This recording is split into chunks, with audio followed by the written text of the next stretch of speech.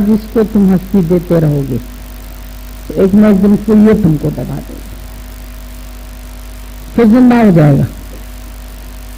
जैसे गीता भगवान बोलते थे ना, सांप मरा भी पड़ा हो तो नहीं उलांघना चाहिए। लगता है ये मन मरा पड़ा है, लेकिन फिर भी नहीं उलांघना चाहिए कि कब ये गर्मी पाके फिर जिंदा होगा। जैसे धूप लगती है ना तो सांप ठंडी में ऐठा रहता है, मरा रहता है, तो जैसे सुबह की धूप निकलती है फिर उसको गर्मी मिलती है, हीट से फिर जिंदा हो जाता है। तो ऐसे लगता है कभी कभी सत्संग की ठंडी छांव में मन मरा पड़ा है, और फिर संसार की जब उसको गर्मी मिलती है फिर संसारिक बातों में बैठता है, फिर व्यवहारिक लोगों के साथ बैठता है। क्यों हमको गुरु मना करता है, रिश्तेदारी में नहीं जाओ, व्यवहार में नहीं जाओ, इसमें नहीं जाओ, उनके पास नहीं बैठो, उनके साथ नहीं बात करो, परहेज में रहो, इसलिए कहता है क्योंकि फिर उनका इफेक्ट पड़ता है, फिर मेरापन आ जाता है, इसीलिए अपनी भट्टी में रखता है। घड़े का शेप तो तैयार हो गया, पर घड़ा अगर आमे में पका नहीं तो पानी तो नहीं भर सकते ना उसमें, पानी भरेंगे तो डूब जाए, फिर मिट्टी हो जाएगा। बनने में भी मेहनत लगी, चक पे चढ़ा, शेप बना, उसके ऊपर डिजाइनिंग किया, सूखा, धूप भी लगी उसको, लेकिन जब तक आवे में नहीं पका पूरा तब मजबूती कैसे आएगी। तो गुरु के पास रह के हमारे को और मजबूती आती। इसीलिए बोला ना, नियम से ही तुम्हारा प्रेम बढ़ता है। प्रेम नेम एंड टेम तई टोला है, सत्संग में अच्छी तई। ये कभी कभी मन कुछ समय दूर रहता है ना गुरु से, तो फिर माया का असर पड़ने लगता है। अगर कुछ टाइम इसको अलग रखो, दूर रखो ना, तो फिर संसार वालों का प्रभाव पड़ता है। उनसे मिलने जुलने से, उनसे बात करने से जैसे मन को फूंक मार जाता है। फूंक मार के नहीं, काला करता है, जहर फैला देता है, ऐसे फूंक मारता ही। खाली संबंधियों की फूंक भी पड़ी ना, शक्ल भी दिखी तो मुंह अंदर घुस जाता। 6 महीने श्याम भगवान रहे बॉम्बे में, और गुरु ने आपस में दोनों को बात नहीं करनी थी। 6 महीने कंटिन्यूअस। अब तुम बताओ, बात नहीं करने के लिए रखे भले गुरु तुमको साथ। हम लोग साथ जाते थे, हम लोग नहीं बात करते थे आपस। हमारे ऊपर पैरा रखते थे, रिक्शे में लौटते हो, आपस में बात कर क्या बात करते हो, तुमने क्या बात की, इसने क्या बात की। और गुरु के पास भी दोनों को साथ नहीं बुलाते, तो तुम अलग आना, ये अलग आ, क्योंकि वहां भी आपस में कोई ना कोई बात कर लो। यहाँ भी जैसे रिश्तेदार कोई आता है ना, जिस दिन आ जाएगा उस दिन कुछ ना कुछ खुसुर कान में आपस में बात कर ले।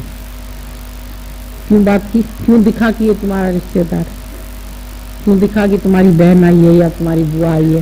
वो फिर जरूर घर की बात कुछ ना कुछ बता देगी, और जब बात बताएगी तो जहर अंदर कान के द्वारा अंदर चला जाए, और जाता ही है, शब्दों द्वारा जाता है, आंख द्वारा जाता है, बुद्धि द्वारा जाता है, मुख द्वारा जाता है। जगत तो अंदर 1 मिनट में घुसता है, और जब बैठे ही पूरा समय जगत वालों के बीच में हो तो फिर तो उनका असर तो जरूर होगा। ये सारा दिन मोबाइल ने तो और सत्यानाश किया। हम तो देखते सारा दिन सब फू करके बात करते रहते, तो जगत तो घुसता ही है। कम से कम गुरु के पास आके तो मोबाइल फेंक दिया करो। यहाँ बीच में भी रिंग बजती है किसी न किसी की, लेके बैठे रहते, जरूरी काम है तो फोन कर दे। ये तो अभी वैसे तो चलो ठीक है भाई, कोई न्यूज हम तो देखते, खाली कारों में चलते तो 100 बार तो कार से फोन करते, अब तुम्हारी कार कहाँ पहुंची, तुम कौन से रास्ते से जा रहे हो, अब वहां तक पहुंचे कि नहीं पहुंचे। हम तो खाली बैठे रहते, तो भी कार में भी उनके मोबाइल, जबकि कार में मना है, पुलिस वाले मना करते हैं कि एक्सीडेंट हो सकता है तुम्हारा, लेकिन कार में ड्राइवर उस 1-2 गाड़ियां साथ चल रही होंगी ना, तुम पीछे हो कि आगे हो, ये भी पूछते रहेंगे। कितना जगत को हम घुसाते हैं अंदर, सुन के डाला है और सुन के निकालना।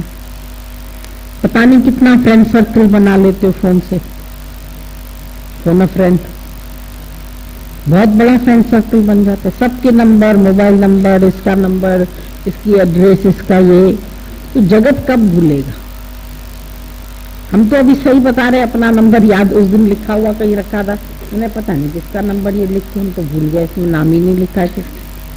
तो उन्होंने देखा, वो बोलती तुम्हारा ही तो है ये नंबर, मुझे अपना ही नंबर नहीं मालूम। अगर मेरे से कोई पूछे आपके मोबाइल का क्या नंबर है, आते जरूर है किसी के फोन जरूरी, वो भी मैं 2 मिनट में बात करके एकदम बंद कर देती हूँ, मुझे ज्यादा बात करने की जरूरत ही नहीं। वो भी रिश्तेदारों के तो बिल्कुल नहीं आते, इनके ही किसी न किसी के आ जाते हैं, वो भी ज्यादातर हम बोलते अच्छा तुम ही उठा लो, तुम ही बात कर लो, मुझे बात करने की जरूरत नहीं। क्या बात करनी है, जगत की बातें, नाम रूप की बातें, तेरे मेरे की बातें, जरूरत क्या है बात करने की। मिले संत कहिए सुनिए, मिले असंत मुष्ट हो रहिए। और ज्ञान भी अगर किसी को लगना है तो सामने लगना है ना, मेरे मैसेज बताने से क्या होगा। अब मैंने समझो अभी न्यू ईयर का बताया कि नथिंग इज माइंड, क्या इतने दिन में तुमने समझा है कि nothing is mind? Nothing is mind, nothing में तो खाली व्यक्ति थोड़ी, कुछ भी मेरा नहीं है, न पदार्थ, न घर, न ये, न कपड़ा, न लता, नथिंग इज माइंड। क्या समझा है कि नहीं मेरा नहीं? सुन तो लिया, अगर सामने ही नहीं समझ में आया तो फोन पे क्या समझ में आएगा किसी?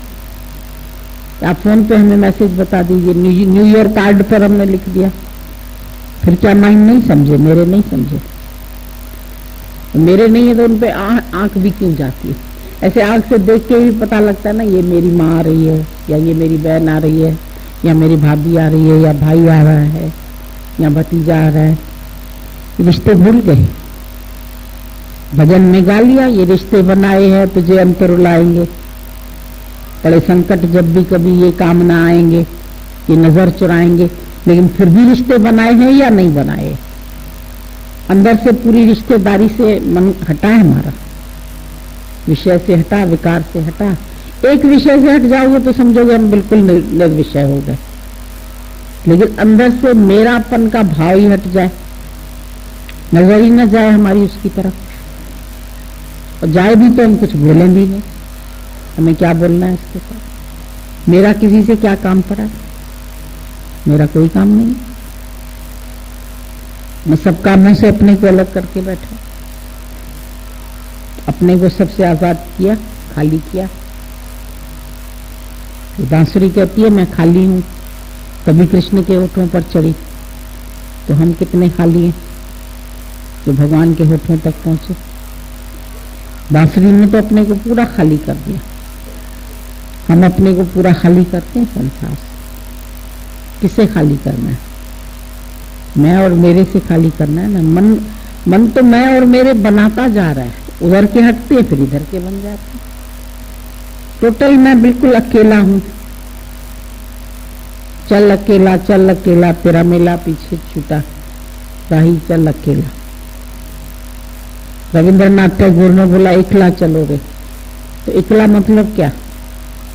जब इस एक का भी अंत हो जाए ना, जो एक मैं कुछ बन के बैठा हूं, तो इसका भी अंत हो जाए कि मैं ही नहीं हूं, तब मेरा नहीं बनेगा।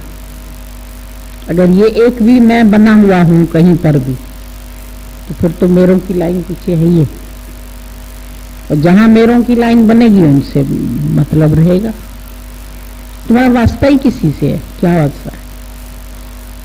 ये शरीर तो एक दिन खाक हो जाएगा, और अभी भी शरीर है क्या?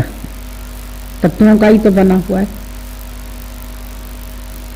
बोला वैसे ये तत्व तो सब पवित्र है, जल भी देवता है, अग्नि भी देवता है, सूरज भी देवता है, पवन भी देवता है, सब देवता है, सब अच्छे। पर इसमें अगर मैं और मेरा घुस गया है तो ये शरीर तुम्हारा विकारी हो गया, और अगर मैं और मेरा हटा दो तो फिर ये शरीर भी पवित्र हो जाए, फिर ये संत हो जाए। तो संत की दूर करे स्नान, संत ऊपर जाइए कुर्बान। तो संत की धूल क्या पैरों की धूल थोड़ी, संत के मुख से जो वाणी निकलती है वो है उसकी धूल, उससे करिए स्नान। मतलब वो अपने पूरे जीवन में लगाओ, स्नान करने का क्या मतलब होता है? स्नान करने में पानी ऊपर से पूरा डालते हो ना, तो संत के वचनों का स्नान करना। संत ऊपर जाइए कुर्बान, उसके ऊपर अपना तन मन धन कुर्बान कर दो, इतनी संत की वैल्यू करी। हम लोग क्या करेंगे, उसके पैरों से जो धूल निकलेगी उसको ऐसे कर लेंगे, तो हम समझेंगे ये हमने पैरों से मट्टी उठाई मस्तक पर लगा दी, ये हमने बड़ी नम्रता कर ली। फिर मैं नम्र हूं, ये भी अहंकार कर लिया। नम्रता बड़ी विचित्र है। जैसे ही मन में आ जाएगा ना तो मैं कितना नम्र हूं, तो फिर नम्रता का अहंकार आ जाएगा। अहंकार तो कहीं से पीछा नहीं छोड़ता, इतना ये पीछा पड़ा हुआ है, जान नहीं छोड़ता आसानी से। तो इससे जान छुड़ानी है ना, मैं और मेरा, मैं और मेरा। ये पढ़ने से ही ये शरीर पापी हो जाता है, अपने स्वरूप से परे हो जाता है, पापी हो जाता है। ये भी मैला हो गया। फिर मन मैला और तन को धोए। फूल तो चाहे पर कांटे बोल। जब तेरे मेरे की बात कर रहे हो तो कांटे ही बोल रहे, फिर कांटों से कहां छूटोगे? किसी चीज को भी मेरा माना, तन ही मेरा नहीं है, यही मिट्टी का ढेर है, जब तत्वों का है, अमानत तत्वों की है, तो फिर क्या मेरा है? और अगर इसको साफ रखना है तो मैं और मेरे से खाली कर दो तो ये पवित्र हो जाएगा। इसीलिए संतों की मिट्टी का भी मान हो जाता है। तुम जो मिट्टी अब लड्डू मान। फिर बोला सोने के गिलास में अगर टेढ़ा भी हो गया, चोट भी लगी, तो सोने की वैल्यू तो कम नहीं होगी। तो ब्रह्म की वैल्यू कम नहीं होती। देह को कुछ भी हो जाए तो ब्रह्म की वैल्यू कम नहीं होती। पर जब अपने को ब्रह्म जानो, तब चलते हो, उठते हो, बैठते हो, बात करते हो, सोते हो, जगते हो, खाते हो, पहनते हो, क्या बन के चल रहे हो? ये पूरा समय ध्यान रखना है। मैं बन के चल रहा हूं, मैं है तो फिर मेरे जरूर है। फिर आसक्ति नहीं पड़े, ये हो नहीं सकता, फिर जरूर आसक्ति पड़ेगी। बहुत सावधानी की सीढ़ी। समझी अल तू हो रे, अरे मन समझ समझ पग धरी। इस जग में नहीं कोई अपना, परछाई से डरिए। तो कोई अपना नहीं है तो फिर कहां परछाई? उसकी परछाई से भी डरो, मैं और मेरे वालों की परछाई भी घसीट के लेके जाएगी। तो सावधान क्यों बोला? बुद्ध भगवान ने जब सब शिष्यों को ज्ञान दिया तो शिष्य बोले अब कैसे रहें? बोला जैसे रहते हो उसी रहना। फर्क? बोला खाली सावधान होके, खाए तो विचार के, चले तो विचार के, बोले तो विचार के, उठे तो विचार के। विचार है तुम्हारा, सावधान होके चलते हैं। कितनी सावधानी है अंदर? क्यों आ जाती है मगरूरी? क्यों आती है अहंकार? क्यों आता है? क्यों कुछ न कुछ बन जाते हैं? बड़प्पन आ जाता है, होशियारी आ जाती है, चतुराई आ जाती है, चालाकी आ जाती है। ये सब गड्ढे हैं गिरने के, पिटफॉल्स।